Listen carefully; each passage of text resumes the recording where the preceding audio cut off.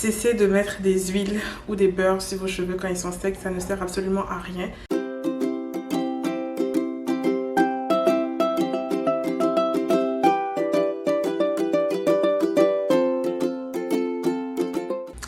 Salut tout le monde!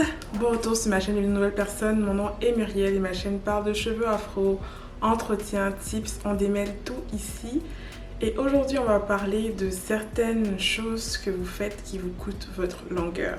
C'est vraiment des choses de base mais que je trouvais importante de revoir parce que je me suis rendu compte qu'il y a beaucoup de personnes qui ne se rendent pas compte qu'il y a des petites actions qui peuvent faire en sorte que vous empêchez vos cheveux de pousser et d'être en santé. Donc on va voir ça tout de suite. Alors la première erreur que je constate, c'est d'appliquer des beurres ou des huiles sur des cheveux secs. Ça sert à rien.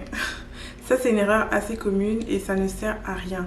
Le beurre, les huiles, tous les corps gras doivent être appliqués sur les cheveux humides. Si les cheveux ne sont pas humides, ça rend juste vos cheveux gras.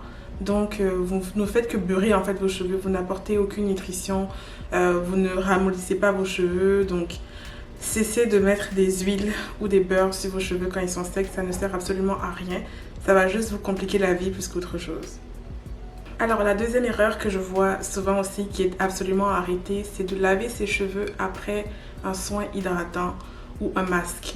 Quand vous faites un masque pour venir apporter l'hydratation à vos cheveux, vous ne devez pas les laver après parce que le lavage vient enlever l'excédent d'huile, de tout ce, en fait un bon nettoyage vient vraiment enlever tous les résidus des cheveux. Donc quand on parle de résidus, c'est toute la préparation que vous avez appliquée à vos cheveux pour les rendre plus souples, comme un masque, comme un mélange, n'importe quoi que vous apportez à vos cheveux pour les rendre plus souples.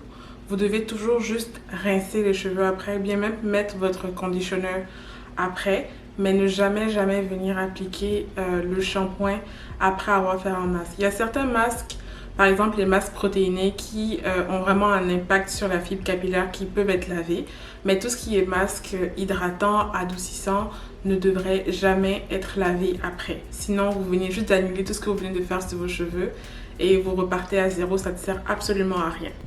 La troisième erreur aussi que je vois, c'est de ne pas appliquer de conditioner après avoir lavé ses cheveux. À éviter complètement quand vous finissez de laver vos cheveux, dépendamment de quel type de shampoing vous utilisez. Si vous utilisez des plantes naturelles comme le ambounou qui est très doux, vous pouvez vous passer de l'après-shampoing après. Mais dès que vous utilisez un shampoing du commerce qui est assez agressif, qui vient vraiment clarifier le cuir chevelu, vous devez absolument utiliser un conditioner après pour vraiment éviter de venir casser vos cheveux quand vous allez venir pour les démêler après le shampoing.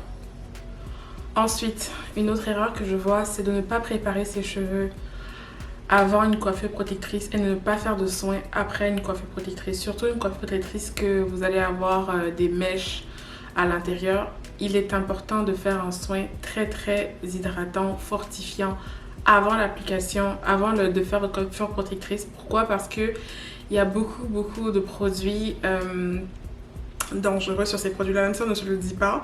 Il y a beaucoup de produits qui sont agressifs, industriels sur les mèches qu'on utilise pour faire les coiffures protectrices. Donc c'est vraiment important pour limiter tout dommage sur les cheveux de venir les préparer avant. Donc faire un masque fortifiant, un masque hydratant avant de faire vos cheveux, vraiment les mettre en condition pour pouvoir faire la coiffure protectrice. Et quand vous enlevez des tresses, c'est très important d'avoir une bonne routine pour pouvoir vraiment venir hydrater vos cheveux, éviter la casse. Parce que beaucoup de personnes font des coiffures protectrices et puis ont de la casse après et ne comprennent pas pourquoi. Mais c'est parce que votre façon de traiter vos cheveux après avoir enlevé la coiffure protectrice est très mauvaise. Donc du coup, toute la pousse que vous allez avoir gagnée pendant la coiffure protectrice, vous allez la perdre quand ça va venir pour les laver, pour les démêler, etc. Je ferai vraiment une vidéo spécialement pour ça parce que c'est très important la façon dont vous allez traiter vos cheveux avant la coiffure protectrice et après aussi. Sinon, comme je vous dis, vous allez avoir de la casse et puis vous allez vous demander un peu pourquoi. C'est pas la coiffure le problème, c'est vraiment la façon dont vous avez traité vos cheveux avant et après la coiffure qui peut poser le problème. Dans la même lignée, c'est de faire tout de suite un lavage quand on enlève une coiffure protectrice avec des mèches. Quand vous enlevez une coiffure protectrice, il faut savoir que vos cheveux sont hyper fragiles. Des fois, ils sont secs, ils n'ont pas été bien préparés avant. Donc quand vous allez venir enlever vos mèches, votre coiffure protectrice, c'est très important de prendre le temps de démêler ses cheveux. Vous pouvez utiliser un pré-pou pour démêler vos cheveux. Vous pouvez aussi utiliser de l'eau avec un bon beurre ou une bonne huile. Prendre le temps de venir enlever tout ce qui est excès de poussière qu'il y a généralement en haut des cheveux. S'assurer que vraiment tout est démêlé avant de venir laver ses cheveux. Sinon, encore là, je vous dis, vous allez vous retrouver avec une touffe de cheveux comme ça dans la salle de bain. Et puis, vous n'allez pas comprendre pourquoi. Et puis, finalement, je vois beaucoup de gens qui ne séparent pas leur routine. Des fois, ils trouvent ça long, donc on fait la routine à l'arrache. Et puis, finalement, ça occasionne de la casse.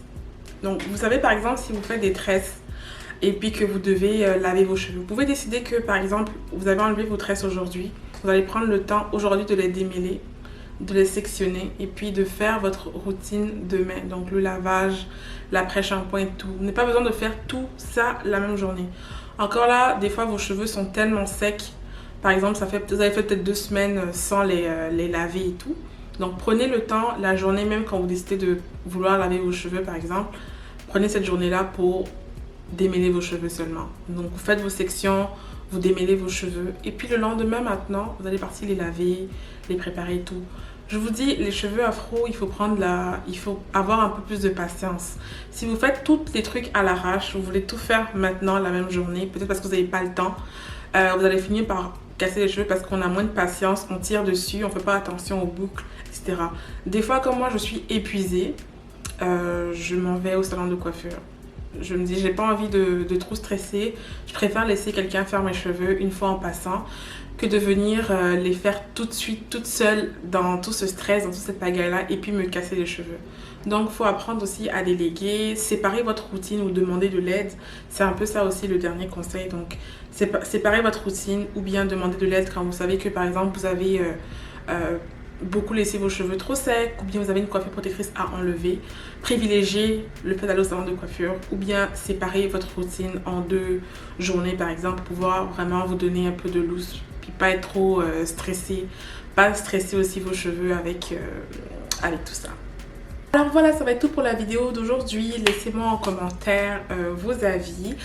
N'oubliez pas de vous abonner à ma page et aussi de liker la vidéo. Et nous, on va se revoir la prochaine fois pour une autre vidéo. Bye!